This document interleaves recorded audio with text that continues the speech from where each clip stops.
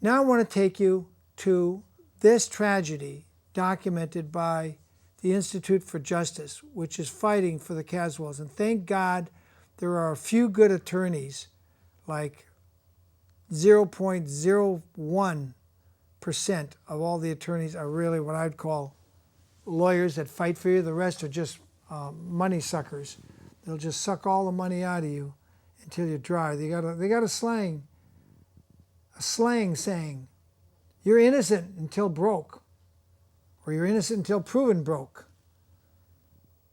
But this institute is the real deal. They're like Thomas Mesro and Susan Yu.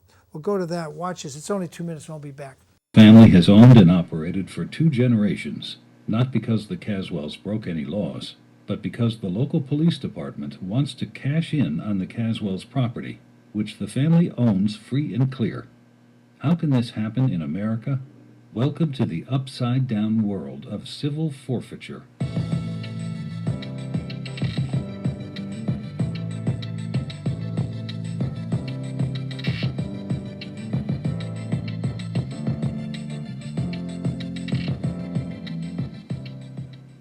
Civil forfeiture allows the government to take property it merely suspects has some involvement with a crime.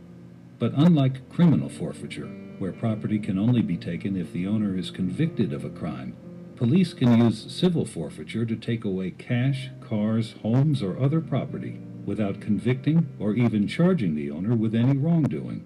Federal and local law enforcement officials are demanding the Caswells forfeit their entire property, worth more than $1 million, because a tiny fraction of people who've stayed at the Motel Caswell during the past 20 years have been arrested for crimes.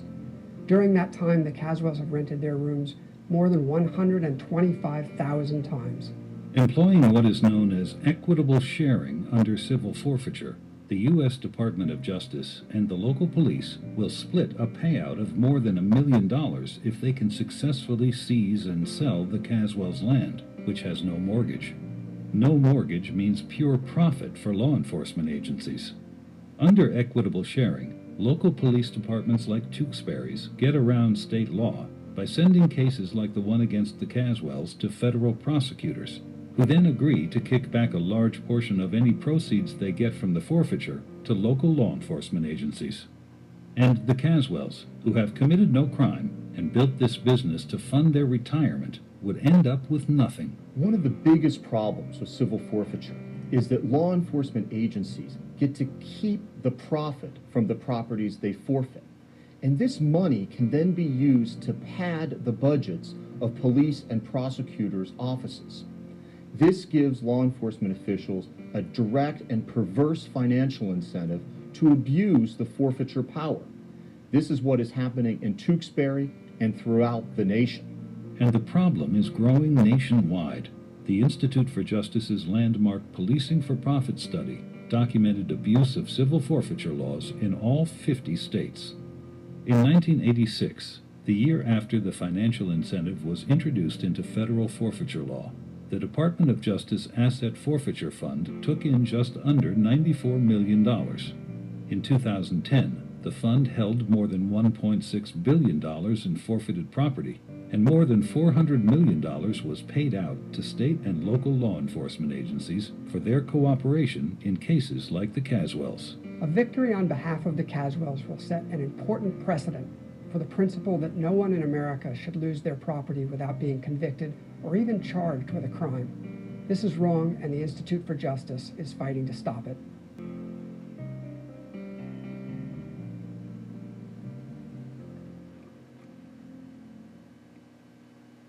What do you think about the Caswells? Should they lose their motel?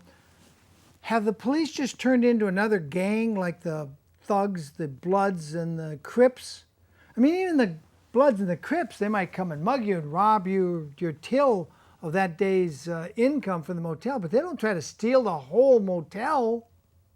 And look what you got. You got the symbiotic relationship with the Department of Justice, the feds, coming in, doing the dirty work for the local cops, and then they give them a kickback. This is organized crime.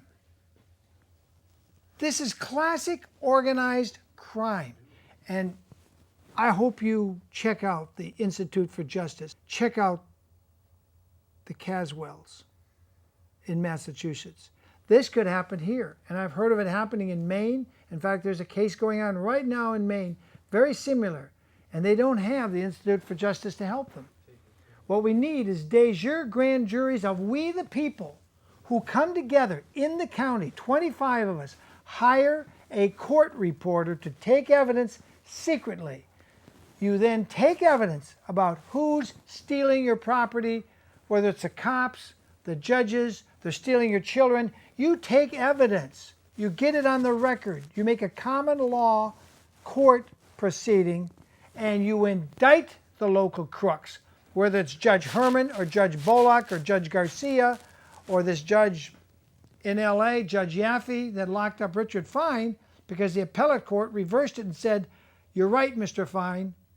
The 400 judges were illegally taking those bribes from the County Corporation of Los Angeles. And because he proved that, Judge Yaffe got the law on his side and threw Mr.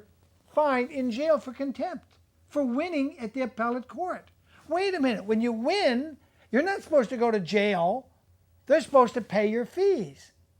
But Yaffe said, no, you pay our fees. We had 400 judges, had to hire, what's his name, Mongolian or somebody, one of the lobbyists in Sacramento, and he got the law changed retroactively to make legal that which was illegal. People, when they start making retroactive law, the things that were illegal today and yesterday and for the last 20 years, and then they say, oh, we're going to make that legal now. Then you know you're living in a police state, a fascist police state. That's where America is today.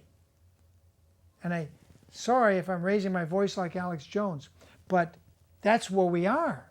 When they make retroactive law so that criminals in office don't have to go to jail. All those 400 judges should have been indicted by the feds, should have gone to prison. All 400 of them.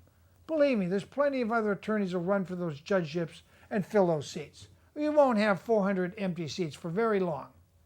It'll be bing, bing, bing, bing, bing. Everybody say, oh yeah, opportunity time. But those judges should all be sitting in jail, including the one that's sitting on the Murray trial. Pastor. Judge Pastor also took those bribes. Not one of those judges that I know of ever said no to that extra pay. And that's why the County of Los Angeles in the Sturgeon case and the cases related to Attorney Zerman's case and Richard Fine's case, for almost 3 years, the Los Angeles County Corporation had maybe 10,000 lawsuits that they brought or that came against them, and they didn't lose one in 3 years. Do you think that's related to that 48,000 or 50,000 or 56,000 they were paying in open bribes? Ding, ding, ding, ding. All the bells should be going off. Of course it was. That's why we have laws against bribing judges. But since the corporation was doing it openly, they just let them skate. Anyway, I'm digressing.